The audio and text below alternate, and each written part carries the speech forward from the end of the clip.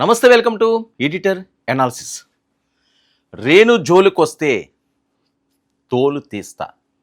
పవన్ కళ్యాణ్ గారు పైకి అనకపోయినా సరే హెచ్చరిస్తున్న నేపథ్యం. ఎందుకంటే ఇప్పుడు రేణు దేశాయ్ గారు అంశం ఎందుకు వచ్చింది? సరే, ఒక దగ్గర కొన్ని అంశాల్లో కొన్ని విభేదాలు వస్తాయండి.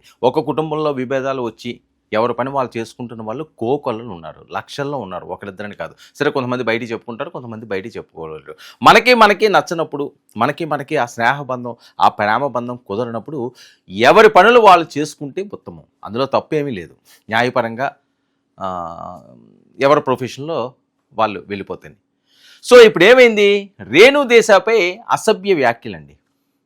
కొన్నాళ్ళుగా సోషల్ మీడియాలో విపరీతమైన ట్రోలింగ్, వ్యక్తిగతంగా టార్గెట్ చేస్తూ అసభ్య పదజాలాలతో దూషణలు. మరి సోషల్ మీడియా వేదికగా ఈ వేధింపులు రావడాన్ని జన సైనికులు ఎట్టి పరిస్థితుల్లోని కూడా దాన్ని సహించలేరు. ఎందుకంటే అకీరా ఇంతను కూడా ఆవిడ దగ్గరే ఉంటున్నారు. సరే, పిల్లలు కావాలనుకున్నారు, వాళ్ళకి పసుకున్నప్పుడు లేకపోతే మనం కలిసి ఉండే కంట ఎవరి జీవితాలు వాళ్ళు అనుభవిస్తేనే హ్యాపీగా ఉంటుంది అని అనుకున్నప్పుడు తప్పులేదు. అది మ్యూచువల్ అండర్స్టాండింగ్ మీద ఎవరి నిర్ణయాలు వారు తీసుకున్నారు. ఇప్పుడు అయితే హ్యాపీగా ఉన్నారు పిల్లలతోటి, ఆవిడే హ్యాపీగా ఉన్నది, ఈయన హ్యాపీగా ఉన్నాడు. మరి దయచేసి ఇలా చేయొద్దని ఎన్నిసార్లు రేణు దేశాయ్ చెప్పినా వినిపించుకొని కొందరు మూర్ఖులు సైబర్ క్రైమ్ పోలీసులకు కంప్లైంట్ వెళ్ళింది. గుంటూరుకు చెందిన చెన్నయ్య అరెస్ట్ అయ్యాడు. మరి యూట్యూబ్లో రీల్స్ చేస్తూ కాలక్షేపం చేస్తున్న ఆ నిందితుడు ఇటీవల రేణు దేశాయ్ పోస్ట్ చేసిన రీలును చూసిన చెన్నయ్య మరి యూట్యూబ్ ఖాతా ద్వారా అసభ్యకర వ్యాఖ్యలతో పోస్ట్ పెట్టాడు. వీధి కుక్కల అంశంలో రేణు దేశాయ్ కామెంట్స్: 10 వీధి కుక్కల్లో 9 మంచివే. ఎక్కడో ఒక కుక్క మనుషులపై దాడి చేసి గాయపరిచిందని, కుక్కలన్నింటినీ ఇబ్బంది పెట్టడం సరికాదు అన్నది ప్రధానంగా ఆవిడ మాట్లాడిన మాటల. ఒకవేళ ఎక్కడైనా ఎప్పుడైనా ఏదైనా కుక్క మీకు ఇబ్బంది కలిగిస్తే అధికారులకి లేదా మాలాంటి స్వచ్ఛంద సంస్థకి సమాచారం ఇవ్వండి, మేము దాన్ని తీసుకువెళ్తాము అని రేణు దేశాయ్ గారు చెప్పిన మాటలు కొంతమందికి ఎందుకో ఎక్కలేదు. ఎందుకంటే ఈ వ్యాఖ్యల మీద చాలామంది తీవ్ర వ్యతిరేకత వ్యక్తం చేశారు. కరెక్టే, ఇప్పుడు దెబ్బ తగిలిన వాళ్ళకి ఆ నొప్పి వస్తుంది, అది సర్వసాధారణం.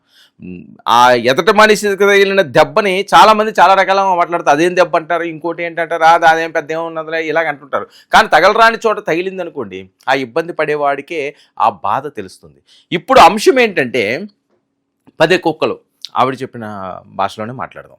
10 కుక్కలు ఉన్నప్పుడు అందులో పిచ్చి కుక్క ఉన్నది అనుకోండి. ఆ పిచ్చి కుక్క ఒకళ్ళని కరిచింది, నిజంగా వాళ్ళకి బాధగానే ఉంటుంది. కానీ ఆ పిచ్చి కుక్క వాళ్ళని కరిచింది అని చెప్పి 9 కుక్కల్ని మేము చంపుతాము, 9 కుక్కల్ని మేము ఇక్కడి నుంచి బతకనేమో, దాని అంతు చూస్తాము అనే విధంగా చెయ్యడం అన్నది మంచిది కాదు అని చెప్పి ఆవిడకున్న అభిమానం, ఆ మానవతా దృక్పథంతో అరే నోరులేని మోగజీవాలు ఇవి, ఆ మోగజీవాలను ఎందుకు దూషించడం అంటే ఆవిడ మనసులో ఉన్నమాట ఆవిడ చెప్పింది. సరే, వింటే వింటారు, వినకపోతే వినకపోతారు.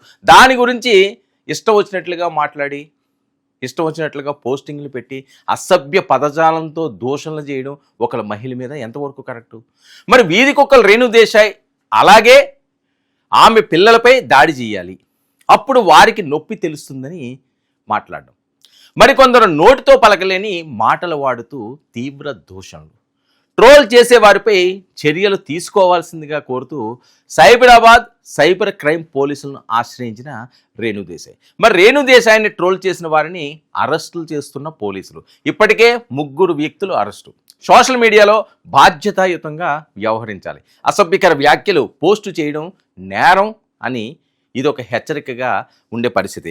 ఆవిడ ఏమైనా మాట్లాడింది ఎవరికైనా బాధ అనిపించినా, లేదు ఆవిడ మాట్లాడింది తప్పు అనిపించినా, మీరు తప్పు మాట్లాడుతున్నారండి రేణు దేశాయ్ గారు, ఈ తప్పు మీరు మాట్లాడకండి, ఇది కరెక్ట్ కాదు, మా పిల్లలనో లేకపోతే మమ్మల్నో కుక్కలు వచ్చి కరుస్తుంటే లేదా మా మీద దాడులు చేస్తుంటే మేము చచ్చిపోవాలా? మీకు ప్రేమ ఉంటే వేరే రకంగా చూసుకోండి, ఇలాంటి వాటిని మాత్రం శిక్షించాలి, వాటిని లేకుండా చెయ్యాలి అనే నినాదం ఉందనుకోండి, అది మీరు ఎక్స్ప్రెస్ చెయ్యండి. అంతేగాని అది పోస్ట్ పెట్టేంది కదా ఎవరో అని చెప్పి వాళ్ళ మీద దాడికి దిగి ఇష్టం వచ్చినట్లుగా మాట్లాడడానికి పలకడానికి కూడా ఇబ్బందికరమైన వ్యాఖ్యలు మహిళ మీద ఉచ్చరిస్తే అది ఎంతవరకు సమాజం యాక్సెప్ట్ చేస్తుంది? రేణు దేశాయ్ గారు అవనియండి, ఇంకొక దేశాయ్ గారు అవనియండి, అందులోనే ఆవిడెవరు?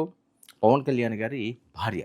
కాకపోయినప్పటికీ కూడా పవన్ కళ్యాణ్ గారితో జీవనాన్ని సాగించిన మహిళ ఆవిడ. అకీరా నందన్ కూతురు, మెగా ఫ్యామిలీకి కోడలు ఆవిడ. కోడలే అంటారు కదా.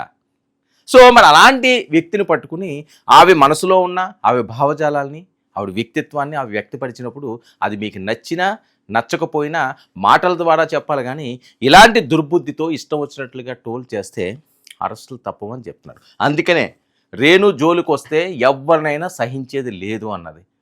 విడిపోయినంత మాత్రాన కక్షలు, ప్రతీకారాలు, కార్పణ్యాలు పెట్టుకోవాల్సిన అవసరం లేదు. ఆవిడ కూడా పవన్ కళ్యాణ్ గారిని ఇప్పుడు దూషించడం కానీ ఏదైనా మాట్లాడడం కానీ ఏం లేదు కదా.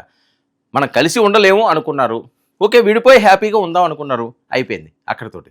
దాన్ని మళ్ళీ పవన్ కళ్యాణ్ గారికి లింక్ పెట్టి, ఇంకొక లింక్ పెట్టి, ఇలా చేసి అలా చేసి, అటు తిప్పి ఇటు తిప్పి గందరగోళం అంటే ఎందుకు? ఏం కలిసి వస్తుంది? ఏమీ కలిసి రాలేదు. మీరైతే స్టేషన్కి వెళ్తున్నారు. సో తస్మాత్ జాగ్రత్త. అందరూ ఒళ్ళు దగ్గర పెట్టుకుని సమాజంలో మంచి చేయకపోయినా పర్లేదు, చెడ్డ చేయకండి. ఇలాంటి ప్రేలాపనలు దయచేసి పేలకండి.